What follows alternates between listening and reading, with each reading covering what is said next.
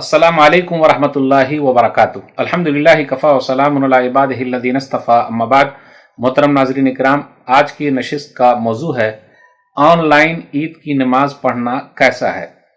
کچھ بھائیوں نے پوچھا کہ مولوی صاحب آج کل زوم کی دھوم ہے، نوجوان زوم پر گھوم رہے ہیں، پھر اسی طریقے سے اگر عید کی نماز کا اہتمام کر لیا جائے، فیس بک لائیو کر دیا جائے، پھر اسی طریقے سے زوم پر انتظام ہو جائے، پھر اسی طریقے سے واٹس اپ ویڈیو کالنگ پر انتظام ہو جائے، تو ایک آدمی پڑھا دے اور ہم لوگ جہاں جہاں رہیں وہ پڑھ لیا کریں، تو کیا ایسا کرنا صحیح ہے؟ میرے بھائیوں، بڑا مسئلہ ہے۔ عید کی نماز پڑھنا الحمدللہ بہت آسان ہے، اپنا دین آسان ہے۔ لاک ڈاؤن میں ہم اور آپ چل رہے ہیں، 3 لاکھ سے زیادہ لوگ دنیا سے جا چکے ہیں، اس لیے مجبوری ہے، عیدگاہ میں ادا نہیں کر سکتے، مسجد میں ادا نہیں کر سکتے، اس لیے ہم اور آپ گھر پہ ادا کر رہے ہیں۔ بہت آسان ہے ادا کرنا، گھبرا کیوں رہے ہیں؟ تو زوم کے چکر میں کیوں ہیں، کیوں گھوم رہے ہیں؟ پھر اسی طریقے سے دھوم ہر طرف کیوں ہے؟ زوم کی نہیں ہونی چاہیے، سیکھ لیجئے، بہت آسان ہے۔ کم سے کم اسی بہانے ایک آدھ مرتبہ امامت تو کر لیجئے۔ کہاں موقع ملتا ہے عید کی نماز پڑھانے کا؟ اللہ نے موقع دیا ہے، گھر کے اندر پڑھائیے۔ پہلے اللہ اکبر بولیے، اس کے بعد سبحانک اللہم و بحمدک و تبارک اسمک و تعالی جدک و لا الہ غیرک، پھر اس کے بعد 7 مرتبہ اللہ اکبر بول دیجئے۔ اللہ اکبر، اللہ اکبر، اللہ اکبر، اللہ اکبر، اللہ اکبر، اللہ اکبر، اللہ اکبر۔ اس کے بعد الحمدللہ رب العالمین پڑھ لیجئے۔ اس کے بعد کوئی سورہ پڑھ لیجئے، چھوٹی سی، جیسے سورہ فلق پڑھ لیجئے۔ اس کے بعد پہلی رکعت پوری ہو گئی۔ اس کے بعد دوسری رکعت میں جب کھڑے ہوں گے تو 5 مرتبہ زائد تکبیر ہے، اللہ اکبر، اللہ اکبر، اللہ اکبر، اللہ اکبر، اللہ اکبر۔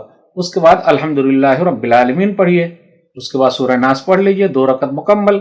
ماشاءاللہ آپ امام بھی ہو گئے اور الحمدللہ نماز بھی مکمل ہو گئی، خطبہ تو دینا تو ہے نہیں۔ تو اتنی آسان چیز ہے، اس کو ہم نے اور آپ نے بہت بھاری بنا لیا، کہیں کہیں پر ڈیمو کر کے دکھایا جا رہا ہے۔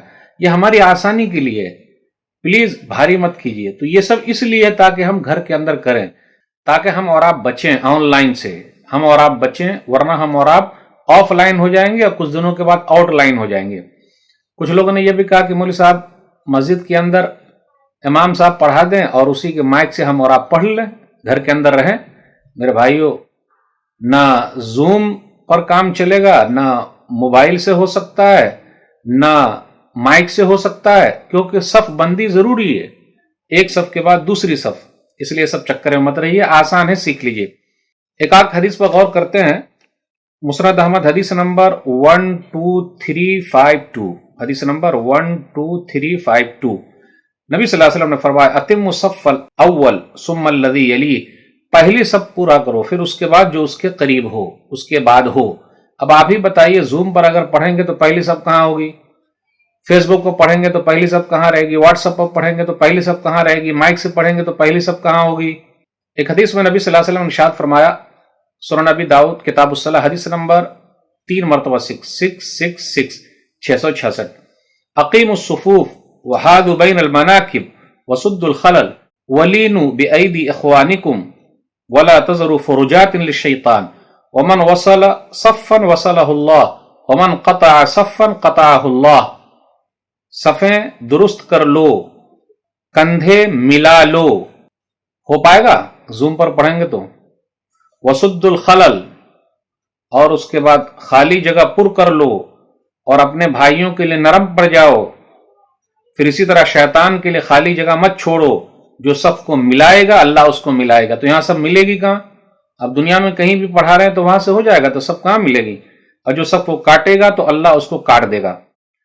ایک اور حدیث میں نبی صلی اللہ علیہ وسلم نے ارشاد فرمایا، صحیح مسلم کتاب الصلاۃ حدیث نمبر 440 خیر صفوف الرجال اولها، بہترین صف نماز میں مردوں کی ہے جو پہلی صف ہے۔